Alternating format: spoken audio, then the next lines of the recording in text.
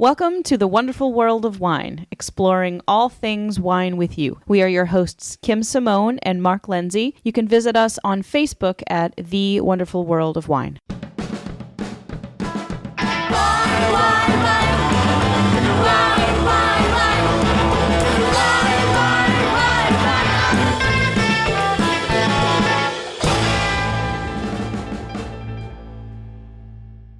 Hey everyone, welcome to the wonderful world of wine, exploring wine tastes and trends with you. I'm here with my colleague, Mark Lindsay. How you doing today, Mark? Hi, Kim. How are you? I'm well, thanks. I'm excited to talk some topics today. Yeah, we have some interesting topics today. We're going to get a little sciencey for some of it. There's a lot of interesting stuff going on the research side of wines and wine grapes out there in the world. So we wanted to touch on some new topics today. We call that geeky. We like our geeky wine stuff. Geeky wine. People. Yeah. So the first article was something that came out from Scientific American about our favorite wine grapes and how in the very near future they might be needing some genetic help to stay viable. I found this very interesting because I like chemistry, I like biology, I like all those sorts of things, and then being able to relate them to my career in wine, it's a whole lot of fun for me. And it confirms the wine geek in Kim, right? So, absolutely.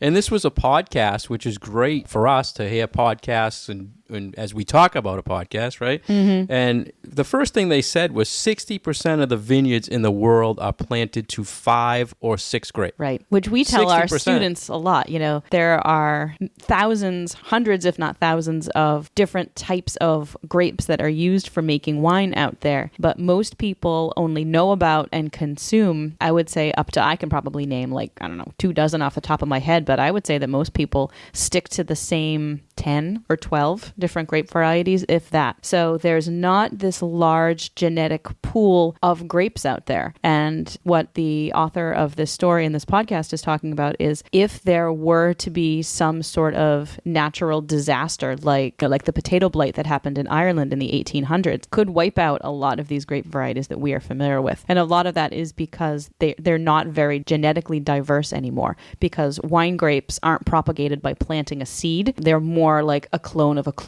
of a clone of a clone of a clone. So they haven't built up resistance to diseases and other things going on in the environment. They pretty much are the same as they were 1,000 years ago. So that can be a problem for an organism. Yeah, these handful of grapes, as you said, Kim, they're what's called international varietals. They can be grown anywhere in the world. So I can see why it's limited, because there's certain indigenous grapes that can only be grown in certain areas, but these can be grown anywhere in the world. And I'm glad you mentioned the Irish potato thing that they referenced here, because what happened is they kept growing the same type of potato and something happened to it, disease, and it wiped out everything. So now these scientists say, well, let's look at the grapes. If everybody is making the same grapes and something happens, we're going to wipe out 60% of the production in the world. And the grape varieties that we're talking about here are the ones that you are probably the most familiar with: Chardonnay, Cabernet, Pinot Noir.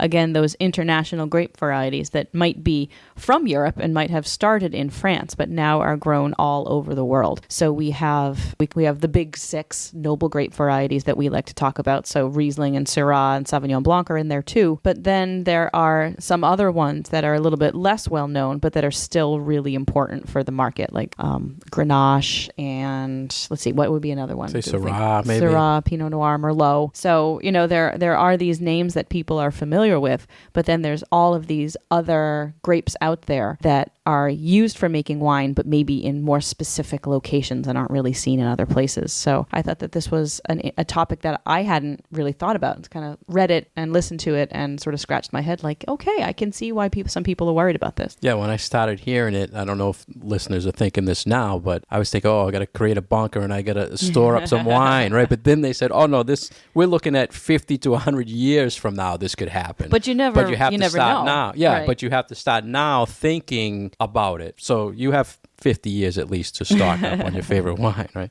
What's, I think, interesting about thinking about the long term on this one is most people don't really have an understanding of the history of wine, but for the wine geeks here who are, when sailing ships became fast enough that there was really quick travel between America and Europe, what happened was that cuttings from America would be brought back to Europe, and in the 1800s, so the 1840s, 50s, 60s, new plant diseases came from America to Europe, and almost wiped out winemaking and grape growing as we know it, because there was this little bug on the plant called phylloxera that attaches itself to the root system of the grapevine. And European grapes had no resistance to this bug at all, whereas American wine grapes did. So it practically destroyed every vineyard in Europe. And this was a major, major issue for this industry and for wine drinking as we know it. And I certainly can foresee something like that happening again. I mean, there was no warning to the European wine growers that this was going to happen, and suddenly their vineyards started dying. So I kind of see this sort of warning as being something similar. Like, let's think ahead of what possibly could happen and come up with some responsible ways of dealing with it now. I'm glad you mentioned the cuttings thing, Kim, because when you first start learning about wine, you're hearing about how they do these cuttings to prevent disease in plants, but I was thinking always, we're planting a seed and we're growing a grapevine, and it never really happens that way. And it's very common in agriculture, even with like apples. You're not planting a seed and growing a tree and waiting 40 years for your first apple to come on the tree. So are they saying in this now, so the research would be to develop seeds to come up with new grape varieties, or to cross cuttings to create a new? So when a new grape variety is created, it's done just basic plant biology, where they will use two different parent plants, and then will cross those to produce a seed, which is then planted to produce a new plant. And then once that new plant is grown and the growers or the scientists figure out that, yes, this plant has all of the characteristics that we want to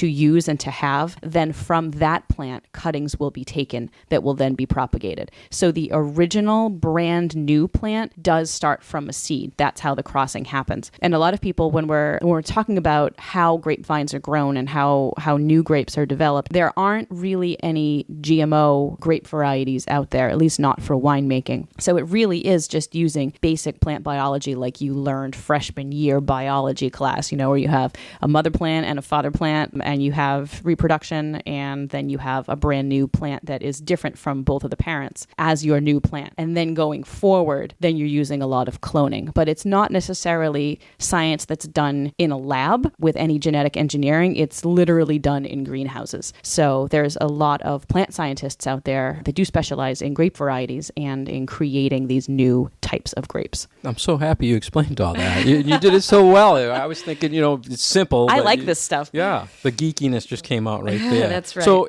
generally, I'm thinking it's disease, right? It's disease, But there's also talk about climate change. So I don't know how you could, develop something that's resistant to climate change, but disease is the big thing. Well, with the resistance to climate change, what you're doing is you are developing grape varieties that either don't need as much water or can withstand a lot more water than a modern grape variety or grapevine can withstand, because grapevines usually are pretty sensitive to the amount of water that they either need or don't need. So that's one of the big ones, is water. And then I think the other one has more to do with how much heat they can tolerate, because a grapevine will shut down over a certain temperature. I think it's 95 degrees Fahrenheit, where it doesn't really matter if it's higher than that, then the plant just sort of shuts down and it stops doing whatever it's supposed to be doing.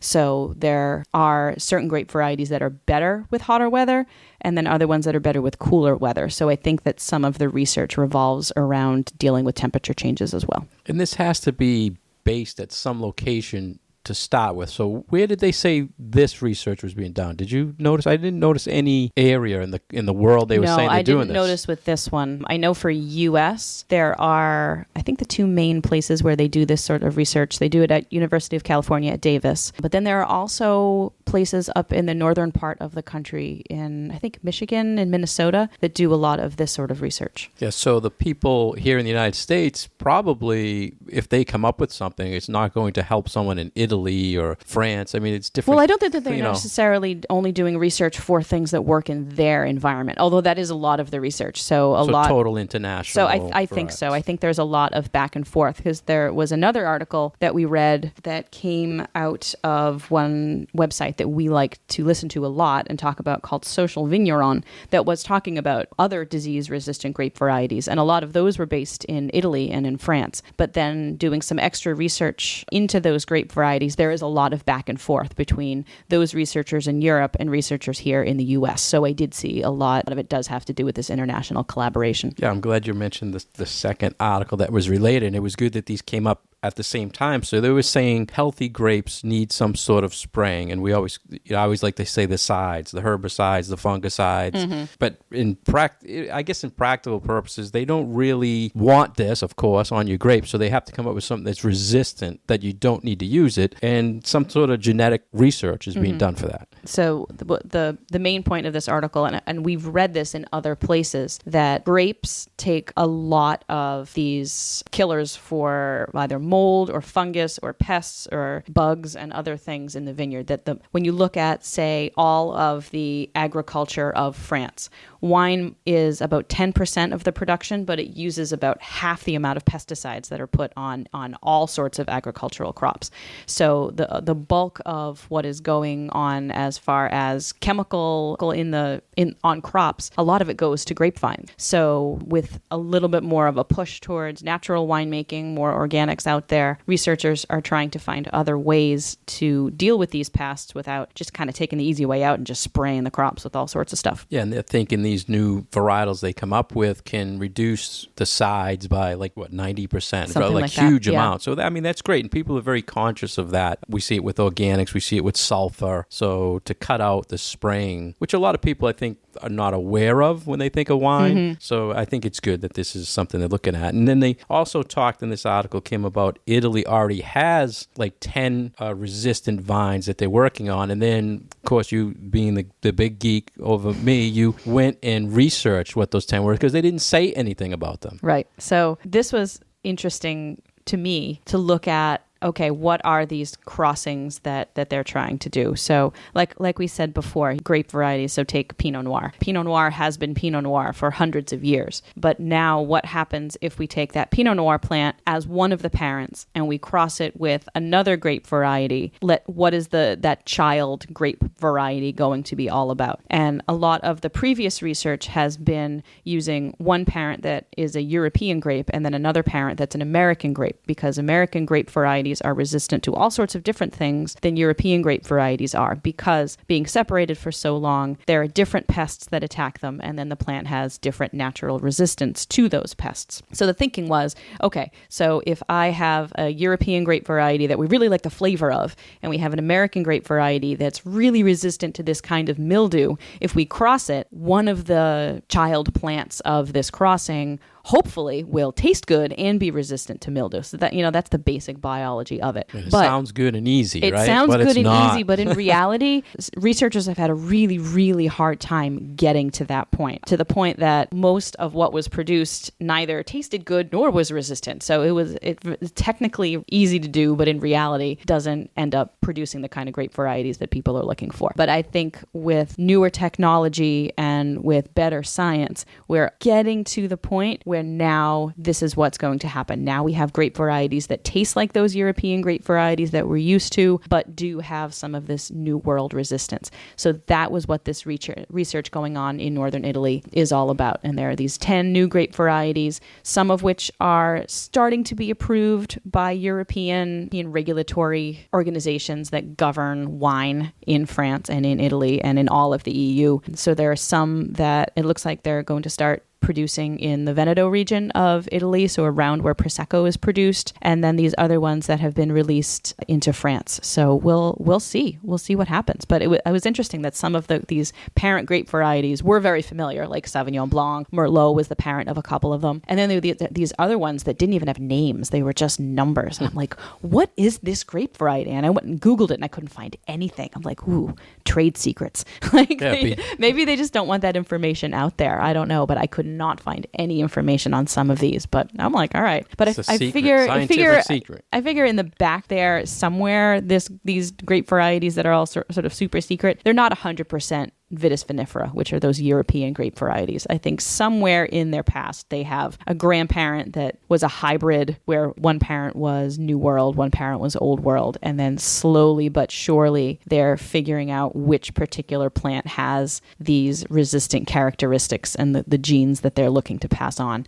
And then they do their science. I'm glad you researched it more, and I was going to ask you exactly, the region, and hearing that it was Northern Italy doesn't surprise me because they're always like trendsetters in technology and winemaking methods. Mm-hmm. And then that you also mentioned the EU is allowing it. It'd be interesting how the Italian wine laws classify it. Mm-hmm. I would assume it's going to start at, IGT lower level and have to build its way up. Yeah, I would think so. But the technology is amazing, and every time I think of someone coming up with these numbered grapes or these different types of grapes, I'm always, in my mind, I always think of like a cantaloupe-sized grape, that the grapes are just genetically going to be bigger to get more out of a grape, but they never look at the size. Does that amaze you? Like when they look at these tomatoes and other agricultural products, it's always like how to make a bigger one, right? How to grow the watermelons bigger, how to grow... Well, in wine grapes, that's not a characteristic that you want. No, it's the opposite. In bulk wine, I would think if I had a huge grape, and picking one huge grape. That's a good point. Thinking, because when we talk about grapes that produced quality wine, having a smaller grape is a positive thing because you're looking for the ratio of skin to juice, especially if you're doing a red wine, because you have more. Producer. Yeah, but then I hadn't thought about it for that. Or bulk like a brandy, producer, or where the juice is what's most important. Yeah. Yeah. What about for white grapes? I mean, you really, for a lot of them, you don't have skin contact, so the juice is what's important. We'll number that right now. Old number 7 is going to be a jumbo grape, right? Cantaloupe size. That's funny.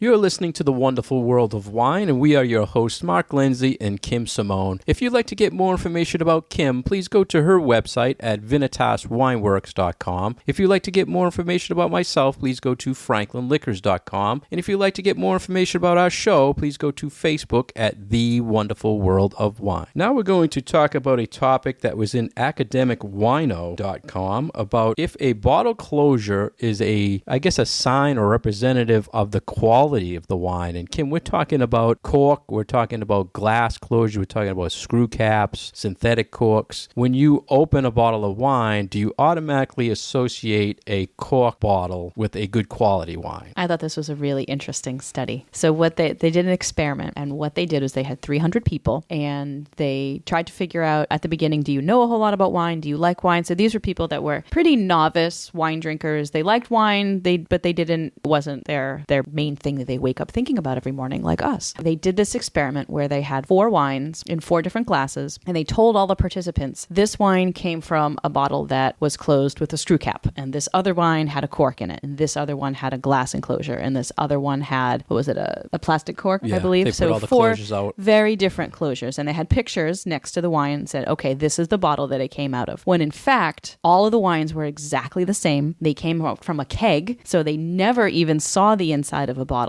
and they had people taste the wine and give their impressions of them. And far and away, the majority of the participants all said that the wine that came out of a bottle that they thought had a cork in it tasted and smelled superior to all the other ones. Yeah, so fascinating. Typical mind game in the wine world. They always have to trick you somehow, right? Mm-hmm. And the thing they started with was most of the studies done to say corks are associated with good quality are done by the Portugal Cork Association. And we've seen this in other research. So that's biased. It right? Totally is. Right? So, and they're saying from those studies, like 68% of the people say, yeah, cork is the way to go because they're the cork producers. They're the people making money. Yeah, they have a cork. vested interest in you wanting to associate a corked bottle with a higher quality wine.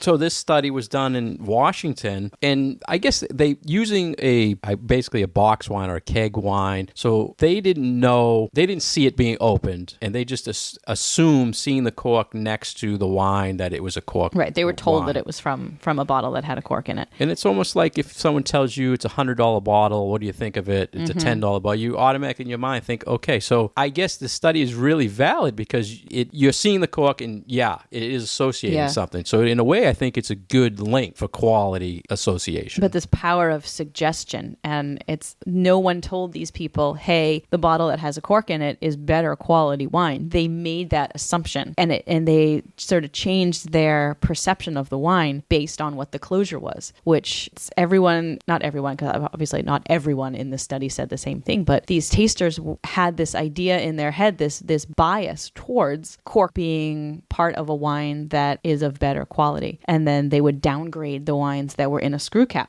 Nobody said, hey, the screw cap is a cheaper bottle, but they had this implicit bias towards the screw cap that because it was capped in something that didn't have a cork in it, therefore the quality must be lower. And they did stress this. There wasn't a group of wine geeks or real hardcore wine drinkers. It was just a general group of people who drank wine and had these opinions. But so, Kim, when you open a bottle, and we talk about corks a lot in the past, there's real natural wood corks and there's synthetic or plastic corks. When you open a bottle and you see it's a synthetic cork or a plastic cork instead of a natural cork, does it tip something off in your head saying, oh boy, the quality's got to be cheap because they didn't spend the money I think that's what is at the heart of this study. It's that I don't think anybody came into it with the idea in their head that, because this isn't a real cork, therefore the quality is lower. I think that they made the assumption without even knowing that they were making that assumption. And that's what this experiment is letting us know, that people come into this with this idea that, it's got a cork in it, it must be better, without making that connection consciously. As wine buyers and wine lovers,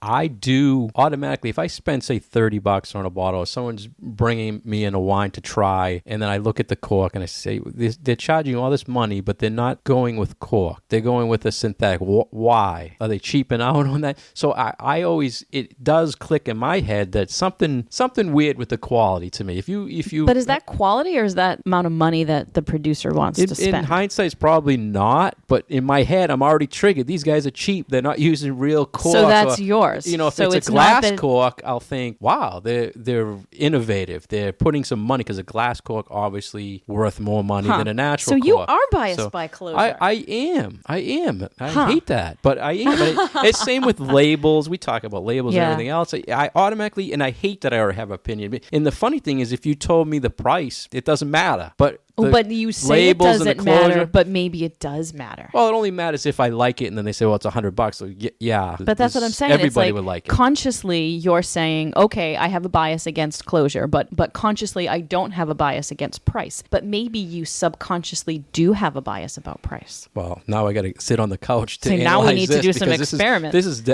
I just feel consumers, and this all goes back to the whole romance of the cork. I think the same thing when a sommelier opens your bottle at a restaurant, the whole procedure of uncorking it versus unscrewing it. I think you're automatically thinking, if you had a group of business people with you and you bought a wine and they take the cork out or they unscrew it, what are people going to think about your selection or the quality? They think right away, like this study says, cork, it's associated with quality. Right. So and how do we change? I like to think that we are slowly but surely changing the mindset of people, that screw cap does not necessarily mean an inferior wine. And as better wines come out with other kinds of closures, hopefully people's minds will change. But this is letting us know that, that change is slow. Can't change people's opinions overnight. Consciously, you might be able to say, okay, this is a $25 bottle of wine. Don't be scared that it has a screw cap. It still is good quality, and you could taste it and be like, oh yeah, this is really good stuff. But subconsciously, it's harder to change those opinions for people. And I think when we do events, a lot of times we always like to show, here's what came out, this is how it was closed. I don't know if people really look at that. I know I like to display the closures, and I don't think even people want to pay attention to it. But maybe now we know that people do, even if they're not, so I think, even registering it. Yeah. In the study, they also said, so the cork was the number one associated with quality, higher than synthetic, higher than glass. And I think screw cap was the lowest of quality. And we, like you said, Kim, we always try to get people to not think of a screw cap wine wine as a cheap or inexpensive wine, we always like to think, and I was told a long time ago by a winemaker that if the screw cap came out before cork, there would have never been cork invented because it's just the best closure. Yeah, I like that line. So I did think it was interesting that the glass closure was rated almost as high as the cork, because there is something sort of fancy about a glass cap. I love the glass closure. I it's like very them. rare. You know, yeah, there are a few bottles out there. And I had a $100 bottle and I've had a $10. You've seen the Corvina that comes in Italian wine. It's $12 a bottle and they're using glass. And the first thing I always tell people when they buy it is, okay, don't put your corkscrew through this, because it happens. People just drill it through the foil. But yeah, great. I think it's a great closure. Yeah, I think this is fun to think about. How do we view certain things without necessarily making those conscious decisions, and how does the psychology play into this, and then how is this then used by marketers, because we talk about marketing of wine a lot with labels and bottle shapes and bottle weight and glass and all sorts of stuff. And this is another component of that wine marketers can kind of have in their toolkit as to how to make people have a different impression about their wine even before they pour it in their glass. So Kim, you go into a store, and I'm going to challenge the listeners to follow you too when you do this. So you go in a store and 2 wines, same price, same grape, different closures. Do you don't reach for the cork over the screw cap, or is it situational? Like if you're going to someone's house, would you take the cork over the screw cap, or you just have no opinion on it? I try not to have an opinion on what the closure is. I can't believe that. I just can't. And maybe that's my own bias, is that I try so hard to make sure that I let other people know that closure doesn't impact quality, that maybe that's my prejudice. And I do still believe it inside and just don't want to talk about it. But I don't know. Somebody needs to... somebody needs to follow me. Even though this was not from the cork producers, they didn't mention that 1 to 5% of all corked bottled wines are guaranteed bad because of bacteria on the cork. They didn't put that out there in this study. So to me, I'm looking at 2 bottles. I might, if I'm bringing it somewhere, I don't want to look like a fool bringing a bad bottle. They think I'm the wine geek, and then I bring them a bad bottle because of the cork. You have a 1 to 5% chance that it's bad, right? Just from the cork. So they didn't talk about that in this study. If you're the one following me into a store and I decide what to buy because I want to make a good impression on somebody, but because it's me and people know that, oh, Kim's bringing the wine to the party, it's got to be good wine. Pressure. No, not pressure. It's an opportunity for me to let people know that, hey, there is good wine out there. So it's a teaching opportunity for me. So maybe I need to do it more. And I do it. I totally bring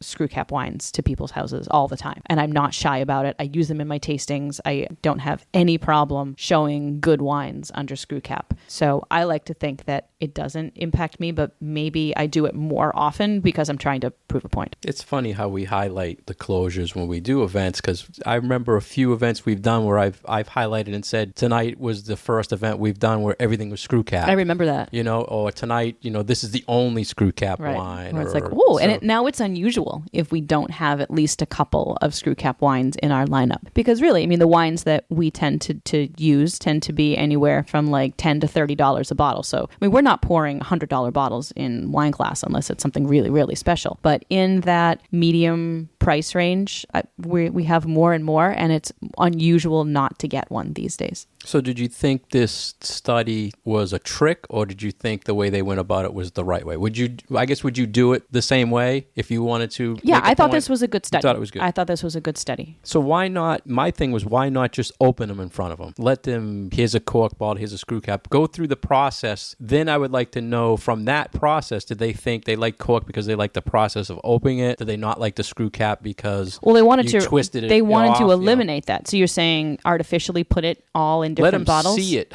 how the process of opening it is. So maybe... But they wanted to make sure that there wasn't really a taste difference. Yeah. That's why all the wine had to be exactly the same. I'm just thinking of putting it in the head that, some people don't want to go through the whole process of removing the foil, getting the corkscrew out. How many times have people come to you, when you're retail and say, I just want something quick, I want a screw cap because I want to do it, right? Right, because I don't want to have a corkscrew. maybe that also was another way. I mean, there's probably a million ways to do it, but I just feel like these they trick you into thinking it instead of. Well, I thought it was smart that it was all wine from a jug or from a box, so they do eliminate the factor of, hey, what if there actually is a flavor difference between a screw cap wine and a cork wine and a glass closure wine? So they took that variable out of the equation by giving everybody exactly the same wine that never even saw a bottle. So yeah, that's a good point. I wonder if there was anyone was in important. the group. I'm just thinking of ourselves in the group, and we look at each other like, I don't care what closure, it's horrible. The quality of the wine in general is no good, right? So they do mention at the end of the article that this might be an interesting study to do with people who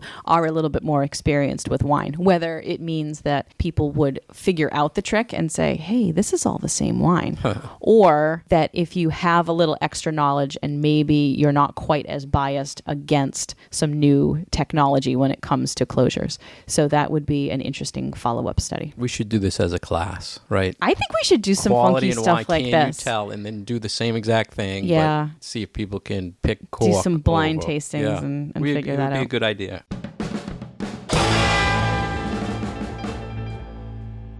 You've been listening to The Wonderful World of Wine. We've been your hosts, Mark Lindsay and Kim Simone. Please follow us on Facebook. Our page is The Wonderful World of Wine, and we look forward to talking to you again next week.